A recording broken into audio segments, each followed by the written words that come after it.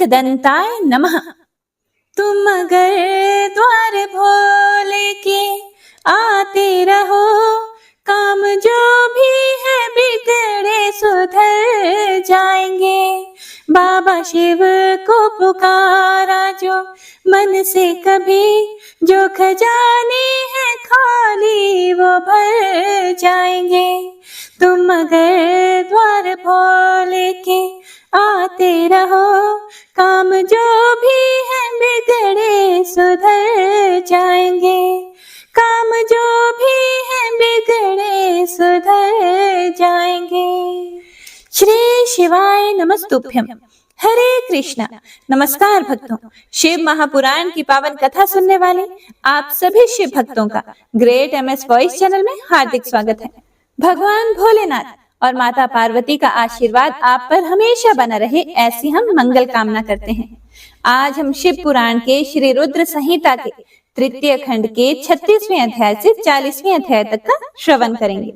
हमारे द्वारा पाठ पसंद आए तो चैनल को सब्सक्राइब करके बेल आइकन को जरूर ऑन कीजिएगा। तो आइए शिव पुराण का पाठ प्रारंभ करने से पहले सभी अपने मन में गौरी पुत्र गणेश, भगवान भोलेनाथ, पूरे शिव परिवार और शिव पुराण का ध्यान करते हुए शांत और प्रसन्नचित मन से शिव पुराण की कथा का श्रवण करते हैं। श्री शिवाय नमस्तुभ्यम। पिछले अध्याय में आपने जाना था कि सप्तऋषि और देवी अरुंधति हिमालय राज और उनकी पत्नी मैना को समझाने आते हैं कि महादेव जी ही पार्वती के लिए सर्वश्रेष्ठ पति हैं। सप्तऋषि उन्हें समझाते हैं और उनसे अनुरोध करते हैं कि आप इस विवाह हेतु प्रसन्नता पूर्वक अपनी स्वीकृति प्रदान करें। ऐसा करके आप अपने परिवार का ही नहीं अपितु समस्त मानवों और देवताओं का कल्याण करेंगे। सप्तऋषियों के समझाने के बाद हिमालय शिव जी के साथ पार्वती के विवाह का निश्चय कर लेते हैं। तब शैलराज हिमालय और देवी मैना से आज्ञा लेकर वे सप्तऋषि देवी अरुंधति सहित वहां से भगवान शिव के पास चले जाते हैं। आइए अब सुनते हैं इससे आगे का वृतांत। ब्रह्मा जी बोले, हे नारद, शैलराज हिमालय और मैना से विदा लेकर सप्तऋषि भगवान शिव के निवास स्थल कैलाश पर्वत पर पहुंचे। वहां पहुंचकर उन्होंने दोनों हाथ जोड़कर शिव जी को प्रणाम किया और उनकी भक्ति भाव से स्तुति की।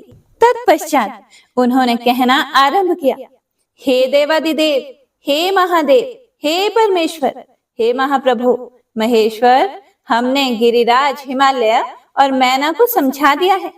वे इस संबंध को स्वीकार कर चुके हैं। उन्होंने पार्वती का वाग्दान कर दिया है। हे प्रभु, अब आप अपने पार्षदों तथा देवताओं के साथ बारात लेकर हिमालय के यहाँ जाइए और देवी पार्वती का पाणी ग्रहण संस्कार करिए। हे भगवान, आप वेदोक्त रीति से पार्वती को अपनी पत्नी बना लीजिए। सप्तऋषियों का यह वचन सुनकर त्रिलोकीनाथ भगवान शिव बहुत खुश हुए और बोले, हे ऋषिगण, मैं विवाह के रीति रिवाजों के संबंध में कुछ भी नहीं जानता। आप लोगों ने पूर्व में विवाह की जो रीति देखी हो अथवा इस विषय में आपको जो भी जानकारी हो वह मुझे बताएं। भगवान शिव के इस शुभ वचन को सुनकर सप्तऋषि बोले कि हे भगवान, आप सर्वप्रथम श्री हरि विष्णु एवं सृष्टिकर्ता ब्रह्मा जी को उनके पुत्रों एवं पार्षदों सहित यहाँ बुला लीजिए। सभी ऋषि मुनियों, यक्ष, गंधर्वों, किन्नरों, सिद्धगणों एवं देवराज इंद्र सहित सभी देवताओं और अप्सराओं को अपने विवाह में आमंत्रित करें। वे सब मिलकर इस विवाह का सफल आयोजन करेंगे। ऐसा कहकर सप्तऋषि भगवान शिव से आज्ञा लेकर उनकी भक्ति भाव से स्तुति करते हुए प्रसन्नता पूर्वक अपने धाम को चले गए। ओम नमः शिवाय। नारद जी ने पूछा कि हे तात, हे महाभाग, कृपया कर अब आप मुझे यह बताइए कि सप्तऋषियों के वहां से चले जाने पर हिमालय ने क्या किया। ब्रह्मा जी बोले कि हे नारद, जब वे सप्तऋषि हिमालय से विदा लेकर कैलाश पर्वत पर चले गए तो हिमालय ने अपने सगे संबंधियों एवं भाई बंधुओं को आमंत्रित किया। जब सभी वहां इकट्ठे हो गए तब ऋषियों की आज्ञा के अनुसार हिमालय ने अपने राज पुरोहित श्री गज से लगन पत्रिका लिखवाई। उसका पूजन अनेकों सामग्रियों से करने के पश्चात उन्होंने लगन पत्रिका भगवान शंकर के पास भिजवा दी। गिरिराज हिमालय के बहुत से नाते रिश्तेदार लगन पत्रिका को लेकर कैलाश पर्वत पर गए। वहां पहुंचकर उन्होंने त्रिलोकीनाथ भगवान शिव के मस्तक पर तिलक लगाया और उन्हें लगन पत्रिका दे दी। शिव जी ने उनका खूब आदर सत्कार किया। तत्पश्चात वे सभी वापस लौट आए।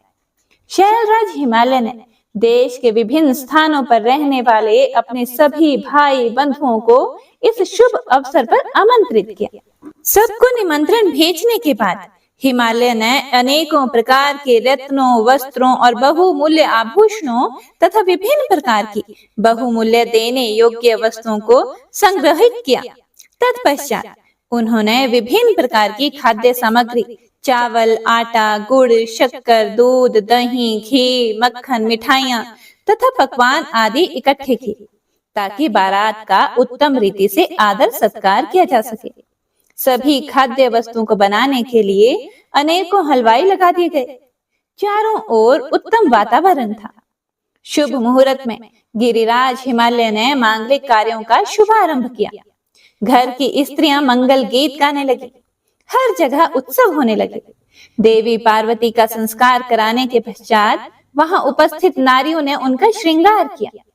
विभिन्न प्रकार के सुंदर वस्त्रों एवं आभूषणों से विभूषित पार्वती देवी साक्षात जगदम्बा जान पड़ती थी। उस समय अनेक मंगल उत्सव और अनुष्ठान होने लगे। अनेकों प्रकार के साज श्रृंगार से सुशोभित होकर स्त्रियां इकट्ठी हो गई। शैलराज हिमालय भी प्रसन्नता पूर्वक निमंत्रित बंधु बांधवों की प्रतीक्षा करने लगे और उनके पधारने पर उनका यथोचित आदर सत्कार करने लगे। हे प्रिय भक्तगणों, लोकाचार रीतियां होने लगी। गिरिराज हिमालय द्वारा निमंत्रित सभी बंधु बांधव उनके निवास पर पधारने लगे।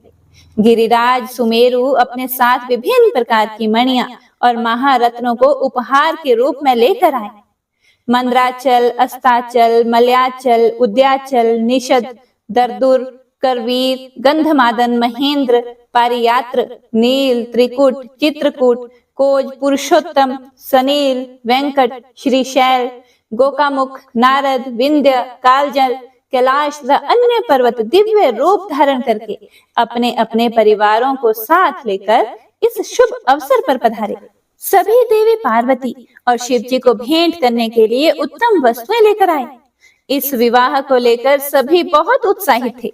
इस मंगलकारी अवसर पर शौन, भद्रा, नर्मदा, गोदावरी, यमुना, ब्रह्मपुत्र, सिंधु, विपासा, चंद्रभागा, भागीरथी, गंगा आदि नदियां भी नर नारी का रूप धारण करके अनेक प्रकार के आभूषणों एवं सुंदर वस्त्रों से सज धज कर शिव पार्वती का विवाह देखने के लिए आई।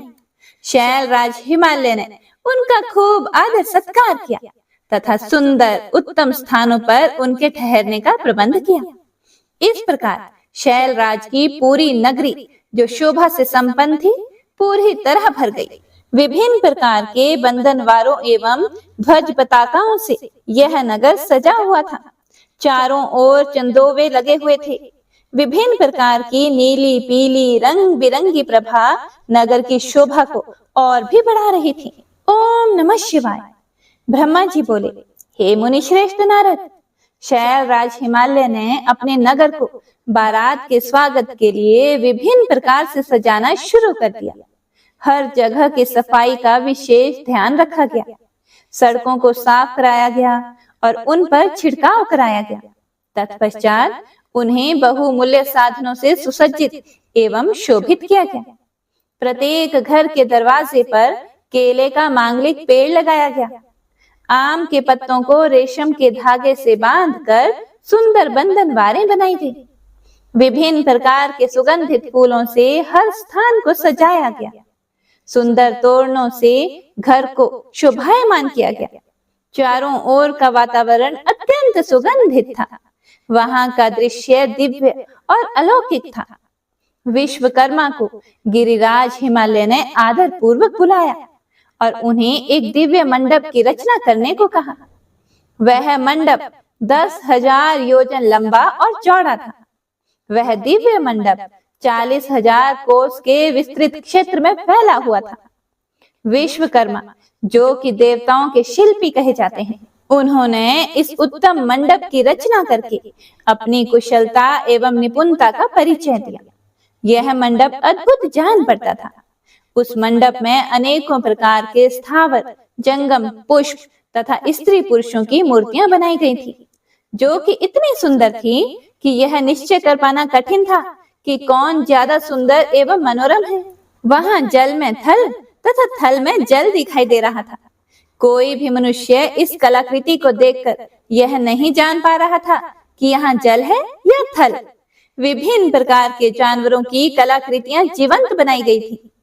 अपनी सुंदरता से जड़ हृदयों को मोहित करते सारस कहीं सरोवर में पानी पीते दिखाई देते, तो कहीं जंगलों में सिंह ऐसे लग रहे थे मानो अभी दहाड़ना शुरू कर देंगे। नृत्य करने की मुद्रा में बनाई गई स्त्री पुरुषों की मूर्तियों को देखकर ऐसा लगता था मानो वाकई नर नारी नृत्य कर रहे हों। द्वार पर खड़े द्वारपाल हाथों में धनुष बाण लेकर ऐसे खड़े थे जैसे सचमुच अभी बाणों की वर्षा शुरू कर देंगे। इस प्रकार सभी कृत्रिम वस्तुएं बहुत ही सुंदर एवं मनोहर थीं, जो कि बिल्कुल जीवंत लगती थी। द्वार के मध्य में देवी महालक्ष्मी की सुंदर मूर्ति की स्थापना की थी, जिन्हें देखकर ऐसा प्रतीत होता था मानो क्षीर सागर से निकलकर साक्षात लक्ष्मी देवी वहां आ गई हों। वे सभी शुभ लक्षणों से युक्त दिखाई दे रही थी। मंडप में विभिन्न स्थानों पर हाथियों की कलाकृतियां भी बनाई गई थी।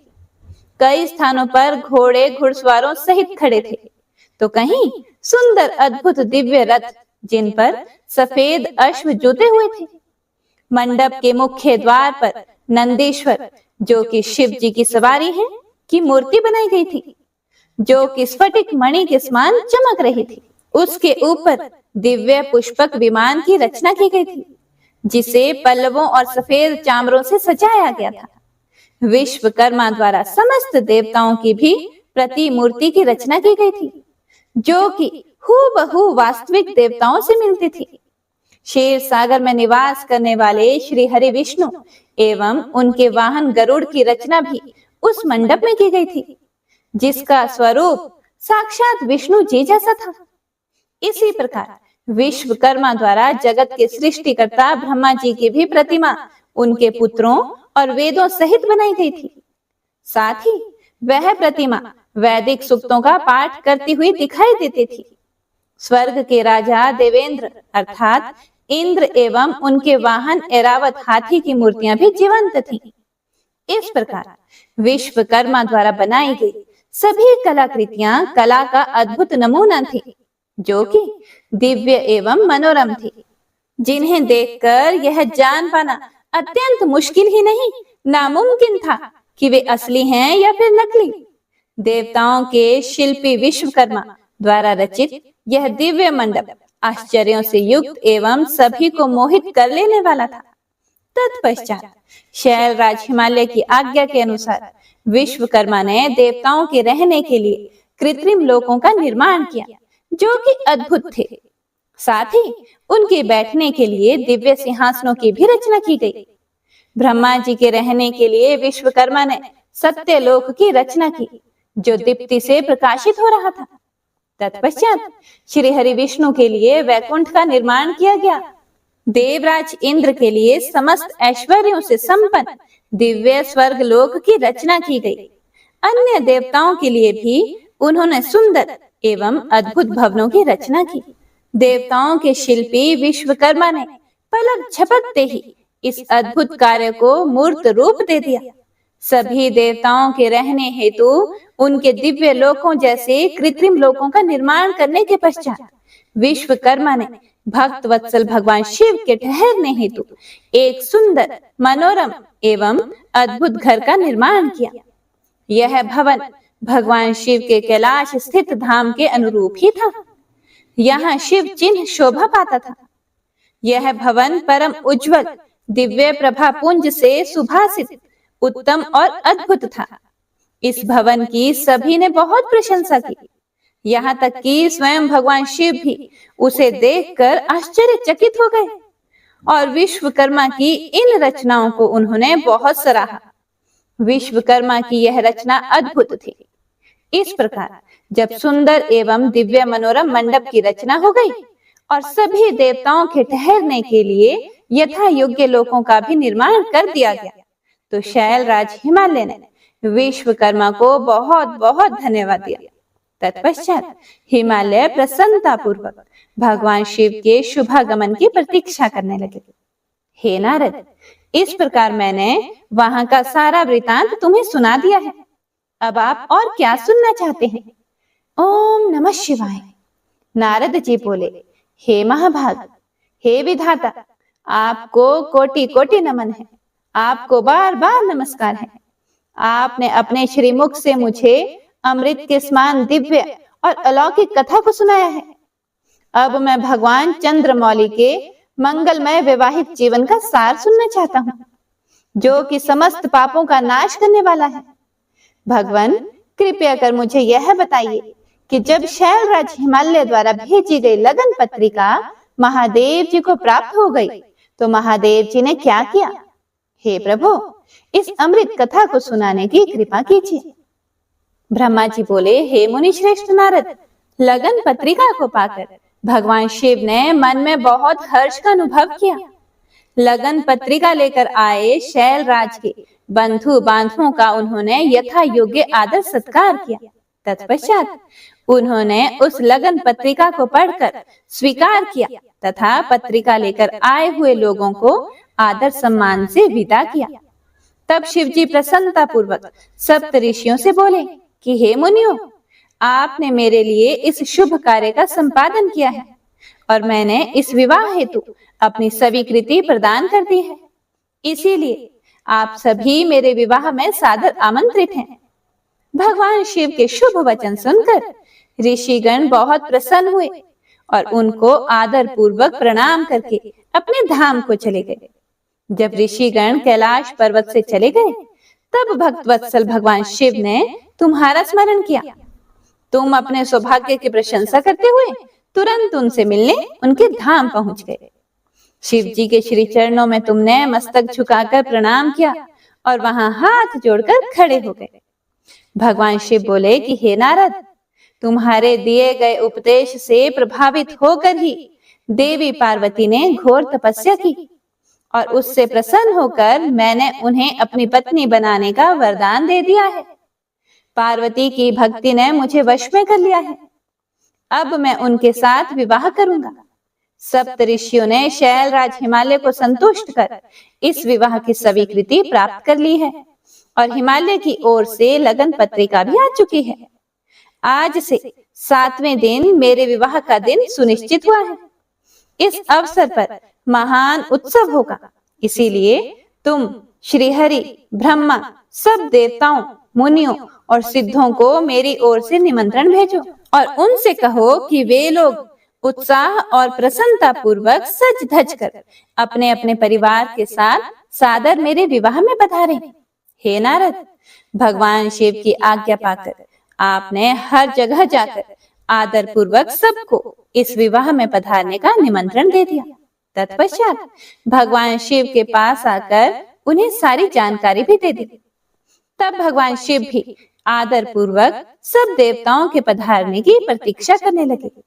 भगवान शिव के सभी गण संपूर्ण दिशाओं में नाचने गाने लगे। सभी ओर उत्सव होने लगा। निमंत्रण पाकर अति प्रसन्नता से सज धज कर भगवान श्री हरि विष्णु भी श्री लक्ष्मी और अपने दल बल को साथ लेकर कैलाश पर्वत पर जा पहुंचे। वहां पधार कर उन्होंने भक्ति भाव से भगवान शिव को प्रणाम किया और प्रभु की आज्ञा लेकर अपना स्थान ग्रहण किया।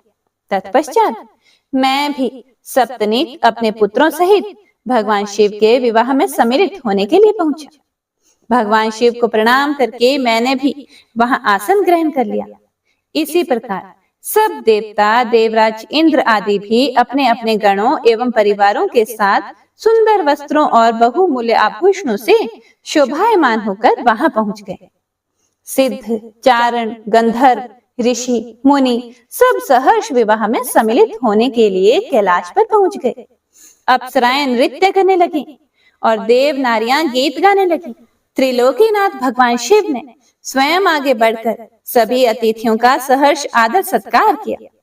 उस समय कैलाश पर्वत पर बहुत अनोखा और महान उत्सव होने लगा।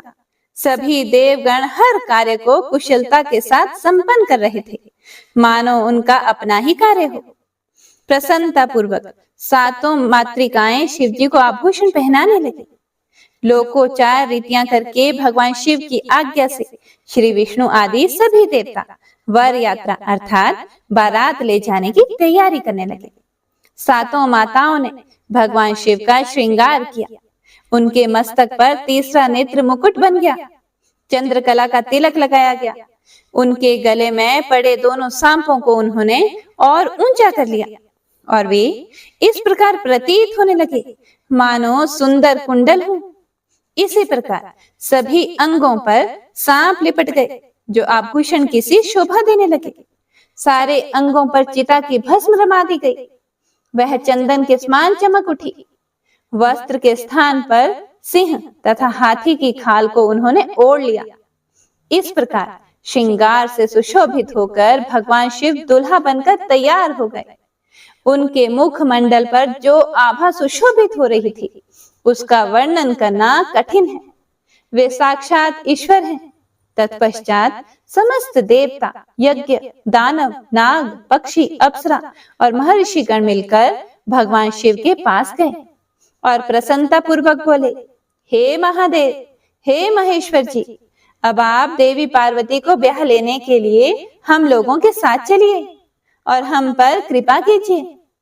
तत्पश्चात क्षीर सागर के स्वामी श्री हरि विष्णु भगवान शिव को आदर पूर्वक नमस्कार करके बोले, हे देवादिदेव, हे महादेव, हे भक्तवत्सल, आप सदैव ही अपने भक्तों के कार्यों को सिद्ध करते हैं। हे प्रभु, आप गिरिराज नंदिनी देवी पार्वती के साथ वेदोक्त रीति से विवाह करिए। आपके द्वारा उपयोग में लाई जाने वाली विवाह रीति ही जगत में विवाह रीति के रूप में विख्यात होगी। हे भगवान, आप कुल धर्म के अनुसार मंडप की स्थापना करके इस लोक में अपने यश का विस्तार कीजिए। भगवान विष्णु के ऐसा कहने पर महादेव जी ने विधि पूर्वक सब कार्य करने के लिए मुझ अर्थात ब्रह्मा जी से कहा। तब मैंने श्रेष्ठ मुनियों कश्यप, अत्रि, वशिष्ठ, गौतम, भागुरी गुरु, कणव, बृहस्पति, शक्ति, जमदग्नि, पराशर, मार्कंडेय, अगस्त्य, चैवन, गर्ग, शिलापाद, अरुणपाद, अकृतश्रम, शिलाद, दधीचि, उपमन्यु, भारद्वाज, अकृतव्रण, पिपलाद, कुशिक, कौत्स तथा शिष्यों सहित व्यास आदि उपस्थित ऋषियों को बुलाकर भगवान शिव की प्रेरणा से विधि पूर्वक अभ्युदित कर्म कराए। सब ने मिलकर भगवान शंकर की रक्षा विधान करके ऋग्वेद, यजुर्वेद द्वारा स्वस्ति वाचन किया। फिर सभी ऋषियों ने सहर्ष मंगल कार्य संपन्न करवाए। तत्पश्चात ग्रहों एवं विघ्नों के शांति हेतु पूजन करवाया गया। इन सब वैदिक और अलौकिक कर्मों को विधि पूर्वक संपन्न हुआ देखकर भगवान शिव बहुत खुश हुए। तब भगवान शिव हर्ष पूर्वक देवताओं और ब्राह्मणों को साथ लेकर अपने निवास स्थान कैलाश पर्वत से बाहर आए। उस समय शिव जी ने सब देवताओं और ब्राह्मणों को आदर पूर्वक हाथ जोड़कर नमस्कार किया। चारों ओर गाजे बाजे बजने लगे। सभी मंत्र मुग्ध होकर नृत्य करने लगे। वहां बहुत बड़ा उत्सव होने लगा। ओम नमः शिवाय। ब्रह्मा जी बोले, हे मुनि श्रेष्ठ नारद, भगवान शिव ने कुछ गणों को वहीं रुकने का आदेश देते हुए नंदीश्वर सहित सभी गणों को हिमालयपुरी चलने की आज्ञा दी। उसी समय गणों के स्वामी शंखकर्ण करोड़ों गण साथ लेकर चल दिए। फिर भगवान शिव की आज्ञा पाकर गणेश्वर, शंखकर्ण, केकराक्ष, विकृत, विशाख, पारिजात, सनातन, चैत्र, स्वयं प्रभु, दैन्यांतक, भानुक, प्रमथ तथा वीरभद्र आदि अपने असंख्य गणों को साथ लेकर चल पड़े। नंदीश्वर एवं गणराज भी अपने अपने गणों को लेकर क्षेत्रपाल और भैरव के साथ उत्साह पूर्वक चल दिए। उन सभी गणों के सिर पर जटा, मस्तक पर चंद्रमा और गले में नील चिन्ह था। शिव जी ने रुद्राक्ष के आभूषण धारण किए हुए थे। शरीर पर भस्म शोभायमान थी। सभी गणों ने हार, कुंडल, केयूर तथा मुकुट पहने हुए थे। इस प्रकार त्रिलोकीनाथ महादेव अपने लाखों करोड़ों शिव गणों तथा मुझे, श्री हरि और अन्य सभी देवताओं को साथ लेकर धूमधाम से हिमालय नगरी की ओर चल दिए। शिव जी के आभूषणों के रूप में अनेक सर्प उनकी शोभा बढ़ा रहे थे और वे अपने नंदी बैल पर सवार होकर पार्वती जी को ब्याहने के लिए चल दी। इस समय चंडी देवी महादेव जी की बहन बनकर खूब नृत्य करती हुई उस बारात के साथ हो चली। चंडी देवी ने सांपों को आभूषणों की तरह पहना हुआ था और वे प्रेत पर बैठी हुई थीं तथा उनके मस्तक पर सोने से भरा कलश था जो कि दिव्य प्रभा पुंज सा प्रकाशित हो रहा था। उनकी यह मुद्रा देखकर शत्रु डर के मारे कांप रहे थे।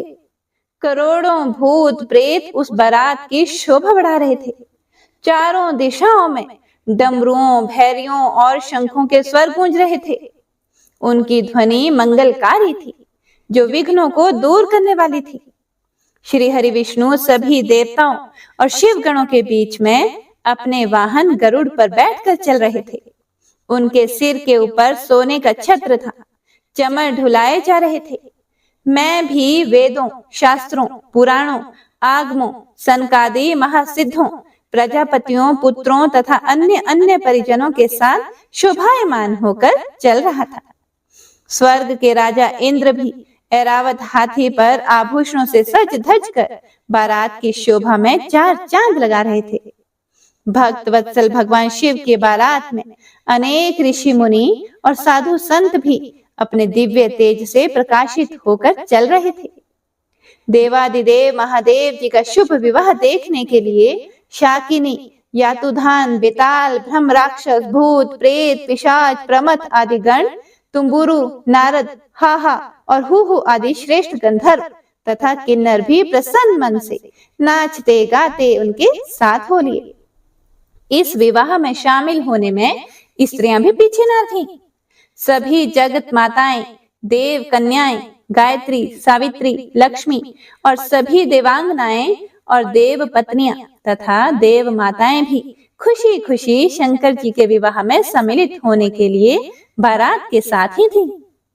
वेद, शास्त्र, सिद्ध और महर्षि जिसे धर्म का स्वरूप मानते हैं, जो स्फटिक के समान श्वेत व उज्जवल है, वह सुंदर बैल नंदी भगवान शिव का वाहन है। शिव जी नंदी पर आरूढ़ होकर उसकी शोभा बढ़ाते हैं। भगवान शिव की यह छवि बड़ी मनोहारी थी। वे सज धज कर समस्त देवताओं, ऋषि मुनियों, शिव गणों, भूत प्रेतों, माताओं के सानिध्य में अपनी विशाल बारात के साथ अपनी प्राण वल्लभा देवी पार्वती का पाणी ग्रहण करने के लिए सानंद होकर अपने ससुर गिरिराज हिमालय की नगरी की ओर पग बढ़ा रहे थे। वे सब मदमस्त होकर नाचते गाते हुए हिमालय के भवन की तरफ बढ़े जा रहे थे। हिमालय की तरफ बढ़ते समय उनके ऊपर आकाश से पुष्पों की वर्षा हो रही थी। बारात का वह दृश्य बहुत ही मनोहारी लग रहा था। चारों दिशाओं में शहनाइयां बज रही थी और मंगल गान गूंज रहे थे। उस बारात का अनुपम दृश्य सभी पापों का नाश करने वाला तथा सच्ची आत्मिक शांति प्रदान करने वाला था। ओम नमः शिवाय। आज की कथा यही समाप्त होती है। इससे आगे का वृतांत आप अगले अध्याय में सुनेंगे। माता पार्वती और भोलेनाथ आपकी सभी मनोकामनाओं को पूर्ण करें और आपके सभी कष्टों को दूर करें, यही कामना करती हूँ। हर हर महादेव।